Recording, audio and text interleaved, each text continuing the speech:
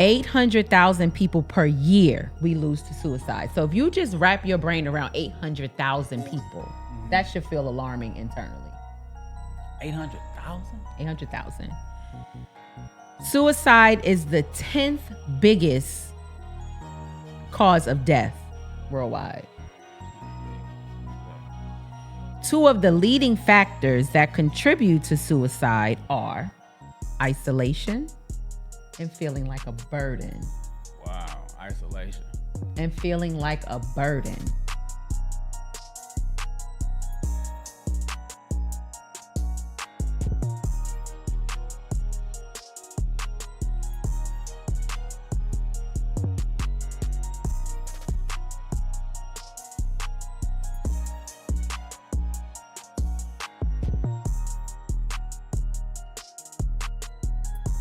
Welcome back to another episode of the Big Dog Talk Podcast. It's me, your boy, Big Charles, in the building.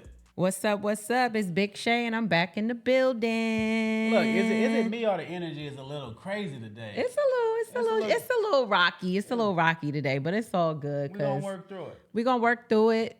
Things have been cool. We're not gonna even. We're gonna work through it. Let it trump nothing. We're gonna work through it. Yeah, man. It's all good. Yeah, listen, I'm glad to be back on the mic. Glad to be back on the mic. It's that time. I'm home. So we haven't done this in a while. You know, we usually open it up, talk about, some funny stuff, family stuff, events, things that we've, done through the course of the week. We're not going to do that? No, I want to do something a little bit different, if that's okay. All right. What you looking for? Because listen, first of all, our wine glasses are low. I at least want a cheers. Can I get a cheers? Let's do cheers. Cheers. Cheers. Cheers to a good episode. Yes. Good old Sauvignon Blanc. So I want to do a mental check-in. I want to do a mental check-in. So I want to ask you, how you feeling mentally right now, brother? How you feeling? How you feeling, babe? You gonna put me on the spot? How you feeling mentally? Let's just do a quick little mental check-in. I mean, why not? That's funny. So first of all, why is that funny? Why are you laughing? Because why are you doing this to me? This is something that we do at home. You want me to tell you how I feel mentally right now? I just want to do a mental check-in. How are you feeling? All right, how's life making you feel right now? Get into your zhuzh and let me breathe. Let's do it. Let's do it with our people. Let's do it with our community. How I feel mentally in this moment. Yeah. I'm grateful. When my days are aligned with my system that I've created, it usually goes good. Meaning when I get up in the morning, when I pray, when I do my gratitude, when I go to the gym and exercise, those small wins set the tone for me. So for the most part, I'm good mentally. Like mentally right now in this moment, I'm good. So your routines, you sticking with your routines that you've designed for yourself, help to protect your mental mental health. I have a system in place that I have to do, because if I don't do it, my mind could veer right or veer to the left. Copy. I do my best to stick to it. So I'm guessing. So do I ask you now? So how is your mental? Since you're asking me, how's your mental right now? Why is this so funny to you? Because you're not trying to share with your community? Well, I wasn't at the moment. Okay. I wasn't in the space to share it with you guys. But I'm good for the most part. How are you? Get into it. You know what? I'm actually doing well. I'm like above okay. In this moment. Yeah, in this moment, I'm above okay. I feel like I'm doing well. In the past 30 days, I've been able to... In this moment?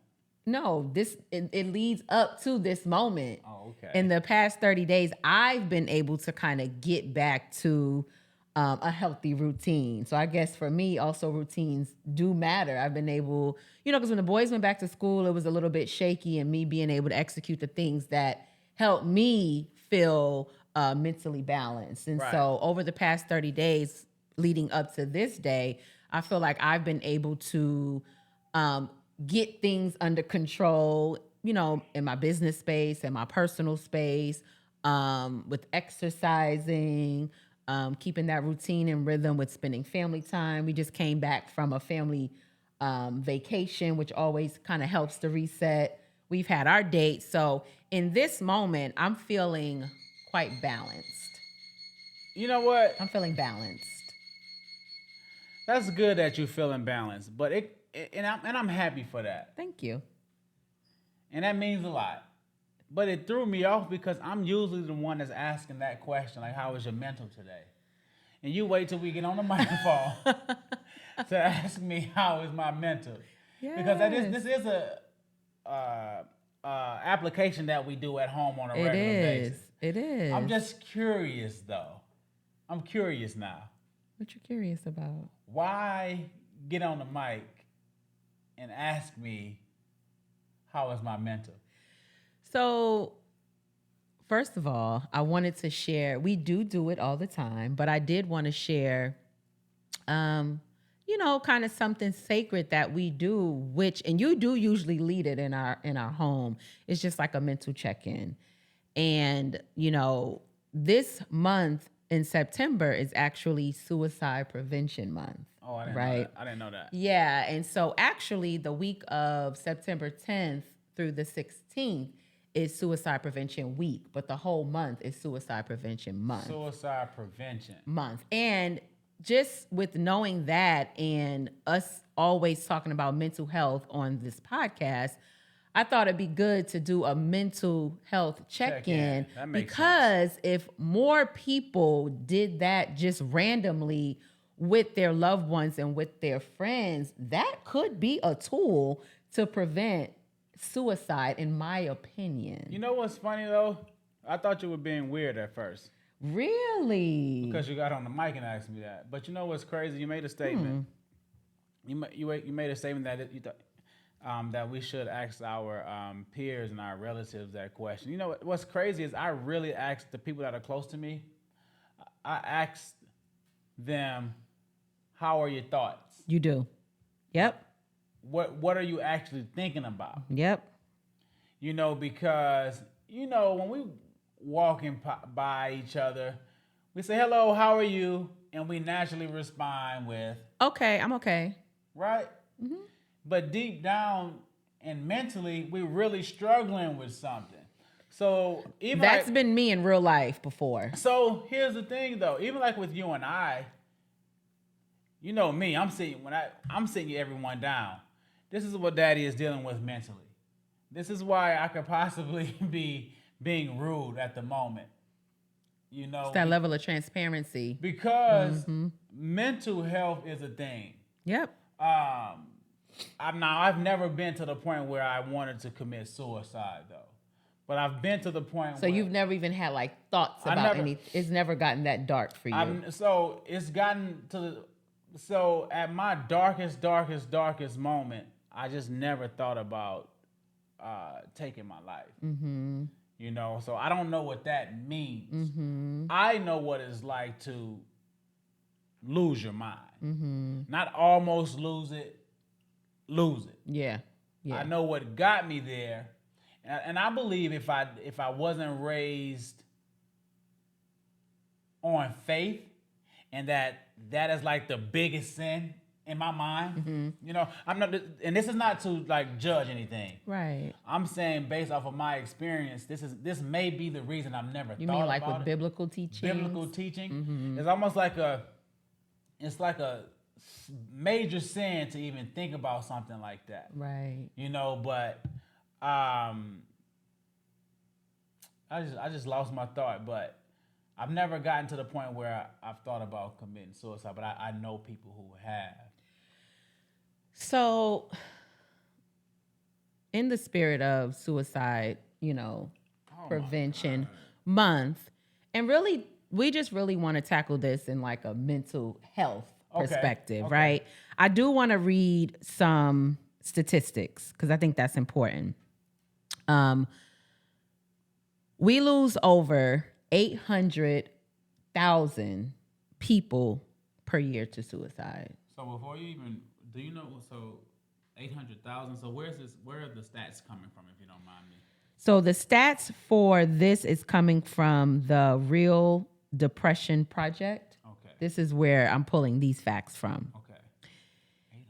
800,000. 800,000 people per year we lose to suicide. So if you just wrap your brain around 800,000 people, that should feel alarming internally. 800,000. 800,000. Suicide is the 10th biggest cause of death worldwide. 10th biggest. Okay. Two of the leading factors that contribute to suicide are isolation and feeling like a burden. Wow. Isolation. And feeling like a burden. Isolation and feeling like a burden. Isolation. Speaking up when suicidal isn't attention seeking. And having mental health issues doesn't make you weak. Can you not read all of them first? And can we break this down? I think it's worth breaking down. So you went to what was the first cause of? We lose over 800,000 people A year. per year to suicide. And what was the number one reason why you had on that? You said something about like. Yeah, there are two leading factors. What So are two things that contribute to What's the the first one? suicide. Isolation. So stop right there then. Isolation. So when you say that, it lets me know that we need people, that we all are connected in some kind of way. You know, and it also makes sense though, because it also makes sense because when you are by yourself, right, you having these dark thoughts, you really don't have anyone to encourage you or support you, to vent to. Why? Because mental health can also be like invisible. Like it's definitely we can be invisible. sitting here. I mean, we have a pretty we do mental health check-ins, right? Right. Which is a preventative method to stay healthy mentally. But there are many people that can show up to work every day. Children can go to school every day, and you just show up to the world but could really be struggling mentally. But mental health is not something that you will always wear externally. Nah, you don't even know. It's always I don't want to use the word always, the term always, but it's always the people that are smiling and the happiest that's hurting the most on the inside. Like 1 year, I don't remember the young lady's name. She was a really like healthy, fit person. She was a IG celeb, fitness celeb. And you know, she's posting videos every day about exercising and lifting weights, and 2 days later she commits suicide. Yeah. So there's only one scenario that I can think of where I've experienced someone that I knew, that committed suicide. And so I came in contact with this person often through business. Built a relationship with them actually through my business. Oh, wow. And a couple years ago, I remember, and I absolutely, just this person's personality and rest in power, like she and I built like it makes me sad, like thinking about it, because I'm really close with the family. She and I built such a strong relationship, and whenever I saw her, she was always so positive. We would talk about the kids. She would dress really cute. I went and bought a shirt that she had that I still have to this day. I'm never going to wear it, but it's something about the connection that we had, and always super pleasant and super sweet to just, from my perspective, out the blue, to get a call during the holidays that, she had committed suicide via strangulation. And before that, I had never even known anyone up close and personal like that had actually committed suicide. So it's like, I'm saying that to kind of piggyback on your point, where it's the people, it's invisible, first of all, and it's the people that really do portray happy, sometimes easygoing personalities that are really struggling with mental health and anxiety and feeling isolated and feeling like nobody can relate to what they're going through mentally. So like I said, I've never experienced the thought of committing suicide, but I've been so low where I felt like a death cloud was following me. Like I felt like at any moment that I was gonna die, like something was bad was gonna happen to me, and I was in a bad place mentally. That was in a bad place mentally. It was really dark, and I'm just thinking about that because like you said earlier, the young lady that you're talking about always smiled. Sweetest lady. When I felt like I was gonna die, when I had to go to work, I still had to go work a 9 to 5. Yep. I still had to be a husband. I still had to be a father. Yep. I still had to be a son and a nephew. So I'm saying that to say I still had to smile. You had to show up. I had to show up. But I had no one in my circle though. At the time, it felt like this. I had no one in my circle that was asking me like intimate questions, like, how are you really doing? Right. Right.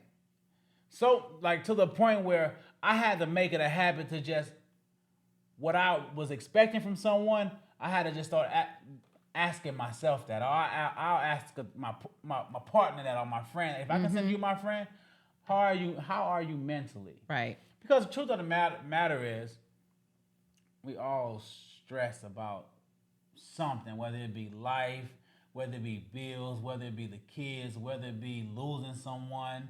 Life is hard. Mental health, in my perspective, is very cyclical. You know what I mean? It can come in cycles. Right. It's situational, depending on, for some of us, depending on what's going on in your life. Like you said, you could lose a loved one and that can spiral you into grief, what can spiral you into depression and into a dark hole. You could, be in a really bad relationship that can spiral you into, a dark hole. Or you can just feel like just the burdens of just life. Bills, health, no support can really spiral you into depression. Or you can have things that have trickled down, like just from your childhood, potentially like some sort of like childhood trauma scenarios that you just can't figure out how to heal and how to shake, that can trickle down into mental health issues, which can lead to depression and suicidal thoughts. I wish I had my book here with me by Dr. Carolyn Leaf. It's called Cleaning Up Your Mental Health. Again, Dr. Carolyn Leaf has a book called Cleaning Up Your Mental Health, Cleaning Up My Mental Health. And one of the things that is said in there was how we need to normalize mental health, period. Like, there's a stigma that when you talk about how you're doing mentally, that you're considered as being weak. Right. We have a persona, especially us men. Men, you ask us how we doing. Oh, man, everything is good. Right. Everything good, man. Everything good. I'm good. Like, we feel like we have to make up something, make up a lie, basically, and say, I'm doing good. But in reality, we stressed out. Right. We don't know how we're going to pay the bills. The wife fussing at, I'm not talking about us. Right. The wife fussing at home. The kids getting on my nerves. I can't provide for my kids. I'm feeling less than. You know what I mean? Right. I compare myself to social media, and they say I have to make a certain amount of money for a lady to respect me, or somebody to be respected. Right. I have to have a certain type of job title to be respected. So it's these pressures. I'm on speaking from a man perspective right now, if that's okay. Yeah, that's fine. And I'm saying that because it's crazy because men, when it comes to suicide, men make up 80% of suicide. So we make up 50% of the world. But when it comes to committing suicide, is 80% of the time is men. So it just makes me think. I didn't know that. It makes me think. What is it about us men that makes us want to commit suicide?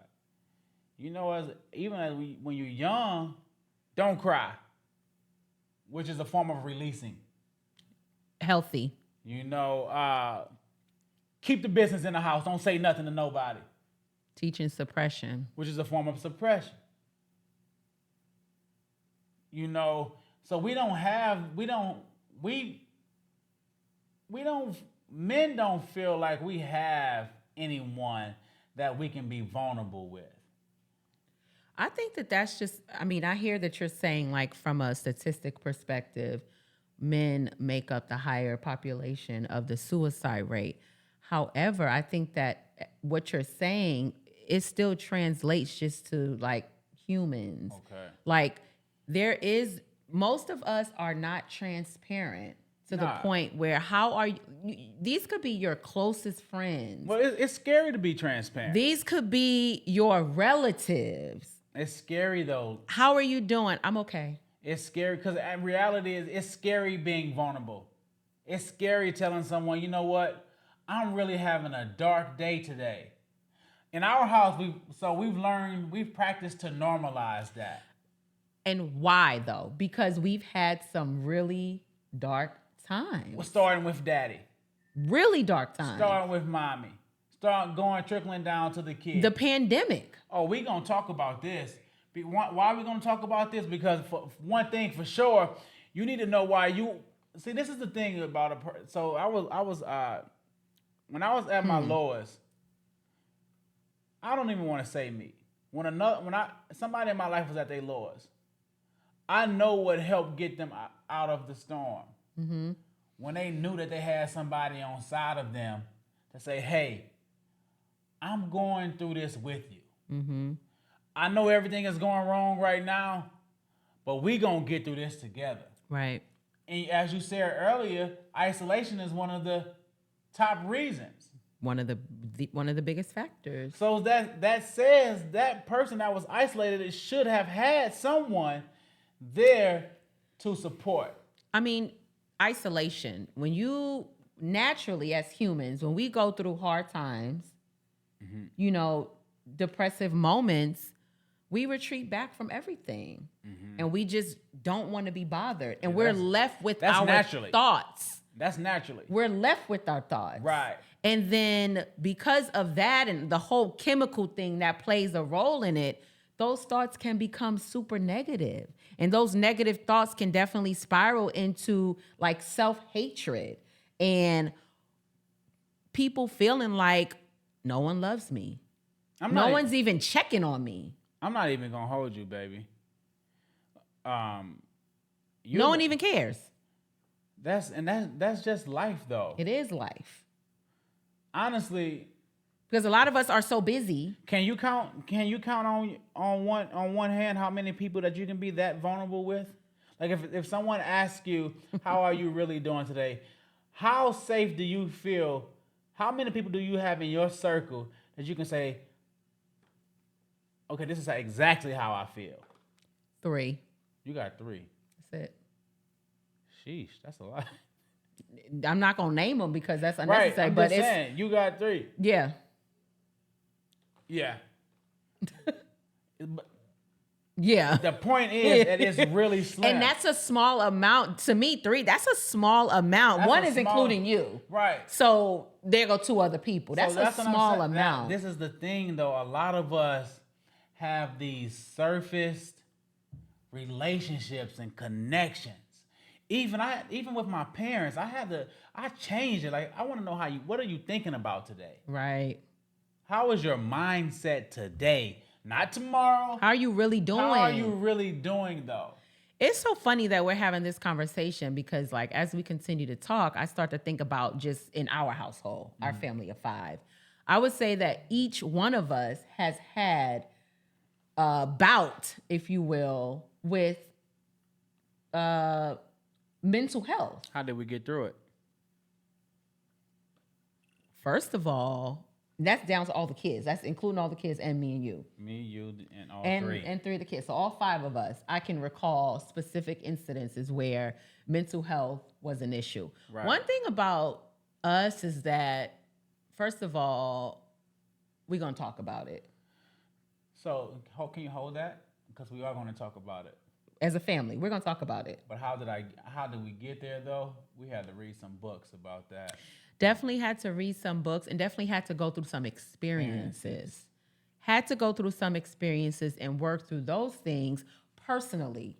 You as Charles, me as Shavon, not as husband and wife, Individually. not as mother and father. Individually, we had to go through some mental health bouts that took us to our lowest, darkest moments. And then once we came out of it, we started to do things differently in our family to open up communication, open up transparency, give our kids mental health days. What do you like to do? Well, we're gonna go do that today. Do you need to take a break from school? You can stay You're home going today. too fast. You're going too fast. Slow me down. You're going too fast. So again, you're going too fast. We had to go through our own bouts with mental health. Right. And so I would ask you, what are some practices that you do to manage your mental health? Because they, according to the stats, one of the number one causes for suicide is mental health. Mm-hmm. So what do you do for you that you can give to our listeners? What are some things that you do to practice your mental health? So one of the hardest things that I've learned to practice through my mental health is to use my support system. You being one of my biggest advocates is when I've been on the journey for a little while, so I'm also aware of when I know that my mental health is getting foggy or I feel overstimulated, my neurological system is really worked up and I know what that leads to. I communicate that to you. Hey, I'm not feeling like my best self. Like, I'm feeling overwhelmed. I need help making certain decisions. Like, I just really feel overwhelmed. So I learned that through having my own battle with mental health, because my natural instinct was to just keep it inside and try to filter it and work through it by myself. And by doing that, all that it did was make my mental health deteriorate even more, to the point where I would lash out at you, or I would go into isolation, and I would become really, really quiet and really removed from wanting to even socialize with my household. So one of the tools that I use is just being aware and saying, hey, I've felt this feeling before. I need to let my husband know that I'm feeling this kind of way. Because why? That you got support. I have a support system. I have one. So by communicating that and being fully transparent and allowing you to advocate for me when I can't advocate for myself and say, hey, so what do you need? Do you need a day to yourself so you can do what you want to do? Have you been going to the gym? Have you been taking your walks? Do you need to go out with your girlfriends? Call up one of your girlfriends and see if you want to hang out, because social engagements help me with my mental health personally. I like to go outside and socialize and be around, a lot of people, and that helps me, right? So communicating with you says you can help me problem solve. Right. How to get back to regulation. Exercise helps me. In one of my darkest moments with a huge loss in my family, I started just running out the blue and realized that physical activity helped to release some chemicals for me that would balance me out, at least for the day. I mean, at least for the day. It's like when you get angry, lift some weights. Exactly. When you get anxious, go for a walk. Exactly. When you're feeling moody, get some rest. When your thought process is off, what kind of foods are you eating? Right. What kind of environment do you have? What kind of people do you keep around you? Another tool is making sure I get a good night's rest. Yeah. I'm very adamant about going to sleep I'm going to sleep. You going to at sleep. a certain time I'm going to sleep, because there has been points in time when I'm staying up to the wee hours of the morning thinking about things or just doing things to try to deflect from what's really going on in my mental space. I'm going to sleep so that I can rest my mind and my body and wake up. I have a mentality now where this is what happened today, tomorrow's a new day. That's another tactic that I use. So, but here's the thing, though, and I know you saying this is like the message is for everyone, but I like speaking to the men. Yes, you do, Big Again, Charles. Go ahead and speak to the fellas. Like I said, 80% of the suicide 80% come from men. So as a man, what I had to learn how to do, as a man, what I had to learn to do is when I'm feeling at my weakest, I had to learn to accept that this will pass. This is just a temporary feeling that will pass. Right. And if it doesn't, and if it seems like it's taking too long, now I'm going to focus on something that makes me happy. Right. What is it that I used to like to do when I was younger? Whether go play basketball, what is it that I like to whether go play pool, go talk to the fellas, go do something to take my mind off of this temporary feeling. Mm-hmm. And also I just accept as men. I want every man to accept this, to get this. Suffering is a part of life. Suffering is a part of life. And what we need to do, what we must do, what I practice is I put myself in uncomfortable situations every single day. I do things that make me uncomfortable. Mm-hmm. I do workouts that make me uncomfortable. I prepare my mind to deal with stress on a regular basis. In my mind, I do everything that's hard. When I don't like doing, I'm going to go and do it because that's creating a mental muscle in Absolutely. my mind, right? When things get hard, I can show up because I understand what role I play in my family. I understand if I do something ignorant, it's not just going to affect me, but it's going to affect others as well. As men, if we can get the mindset to do things that are hard, to put ourselves in stressful situations and accept that this is life. Life is full of ups and downs. If we can accept that, it can go a lot smoother for us. That ties into one of the factors of hopelessness. So what you're saying is not having that feeling of hopelessness, but one of the factors also that leads to suicide, there's isolation, which is feeling alone. There's feeling like a burden. Then there's feeling like I'm hopeless. Like the situation that is burdening me right now is never going to get better. So I feel hopeless. I feel like my situation is not going to change. So why do I need to be here, unfortunately? But to the point that you're saying, understanding that life is going to life. There are going to be storms. This too shall pass. Get you some rest. Do things that, like you said, make you feel happy. And know that this is normal. We all go through Everybody go through this. Nobody is exempt. Not the richest person to the poorest person. You have to become autonomous. You have to know you have to learn first of all, you have to learn some tools. Learn some tools. Apply the tools. And once you get it in your DNA and your system, then it's another level. What tools do I need at this moment right now? Because there is no way that none of us can escape the pressures of life. There is no way. Get you a healthy support system. Create you healthy habits. Because from my experience, when you are at your worst, you're gonna always go to your either healthy or unhealthy habits. Right. Big Shay just said when she lost someone in her life, and one of her worst times of her life, she went to running.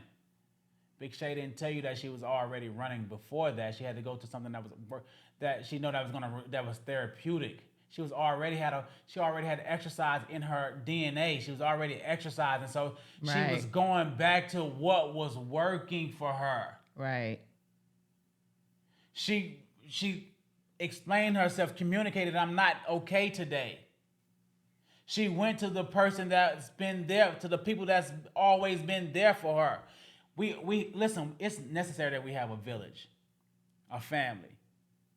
When you're at your lowest, you want your family. Again, I asked Big Shay earlier because she shared with you guys that all of us in our home, we all shared some low moments. Absolutely. From from mom and dad, All the way down to the baby. all the way down to our youngest.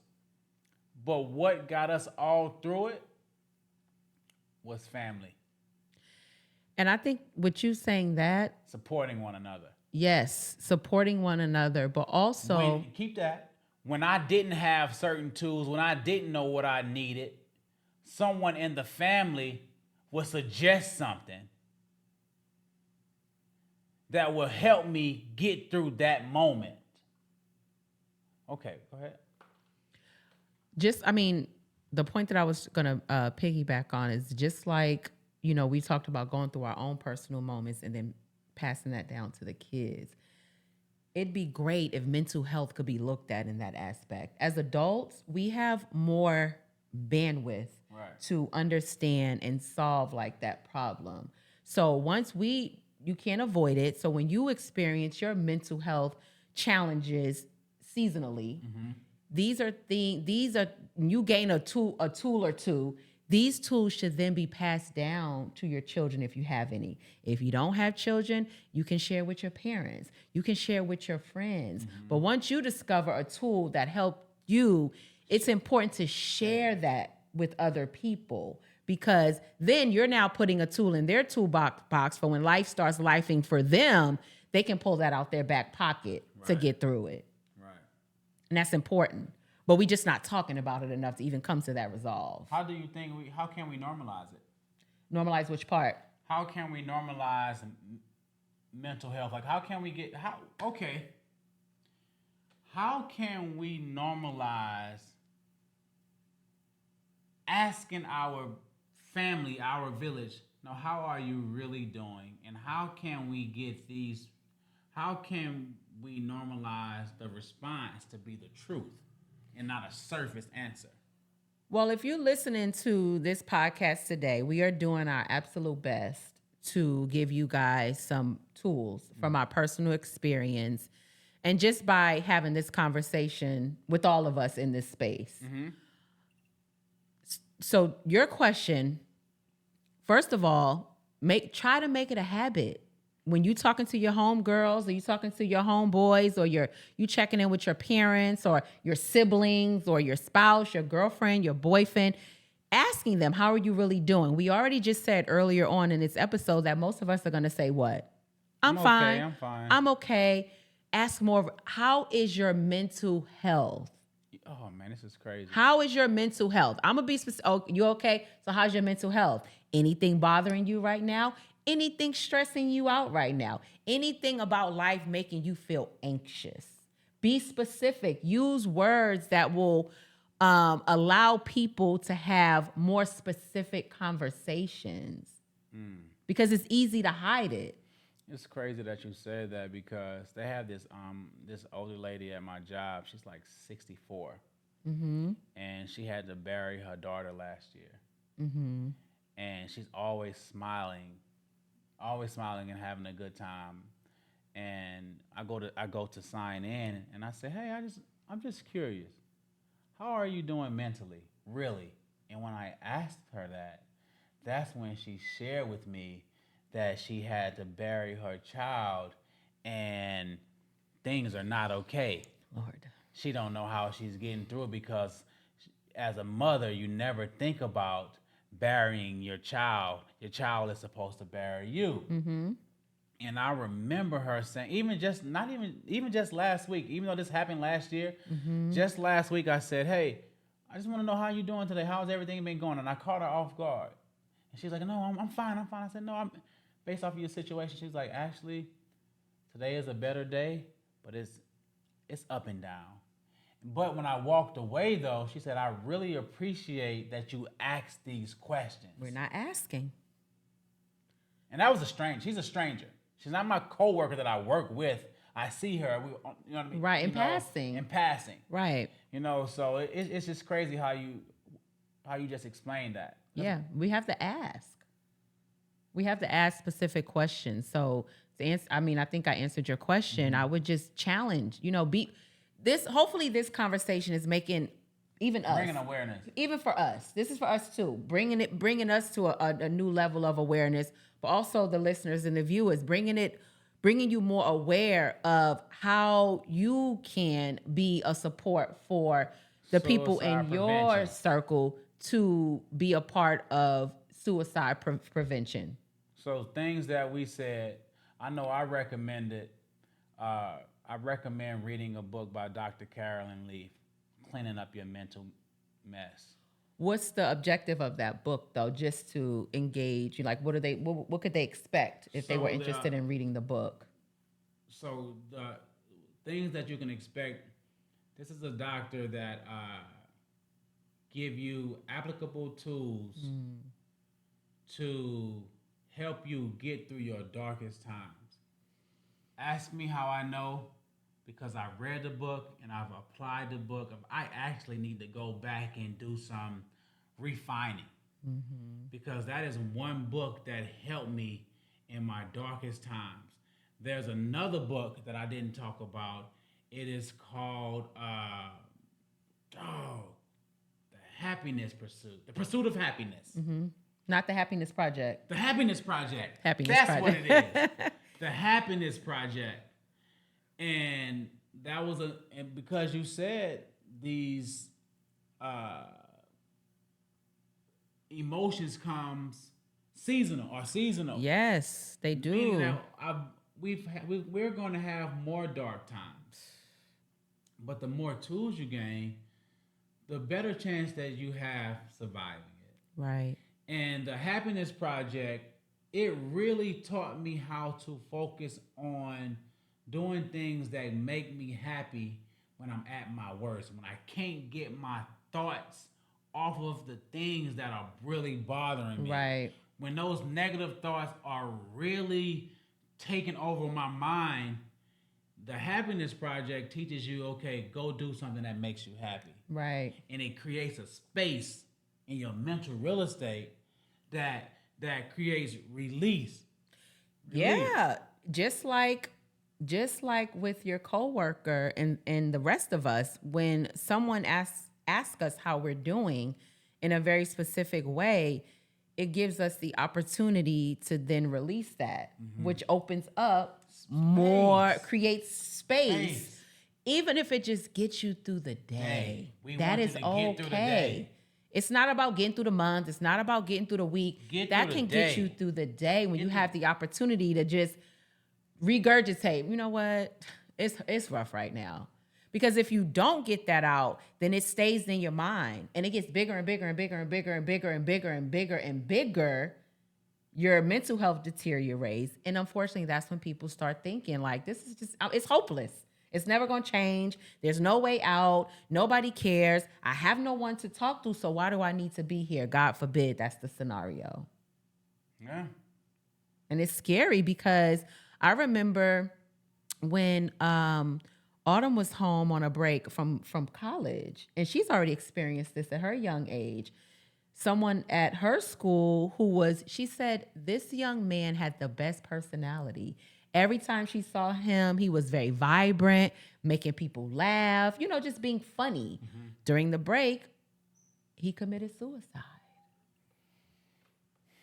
So to your point that you made earlier on, it's a lot of times it can be the people that are showing up like everything's perfect and they're just so happy and life is just great that are really struggling with mental health to the point where they take their own lives. So suicide prevention month is September. Do they have any number that they can call? There is a suicide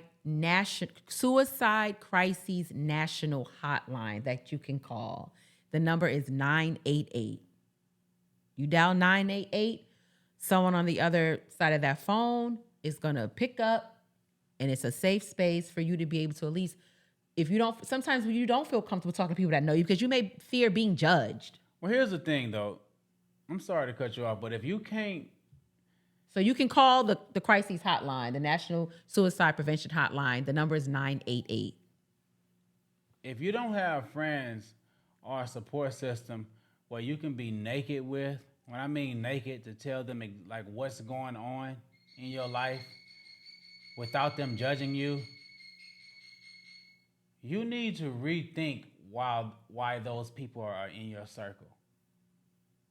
Like if I can't tell you what's really going on, I know at my worst moments I made some phone calls. I need some support right now. Mm-hmm. The motivator, Big Charles, the one that's called to motivate people, to inspire people, to make them feel good. At my lowest moments, I'm telling you, life will have you in a mode where you're just trying to survive. Mm-hmm. You want to have so much ammo, so many tools. You want to give life it's going to be times when you have to give life everything that you got.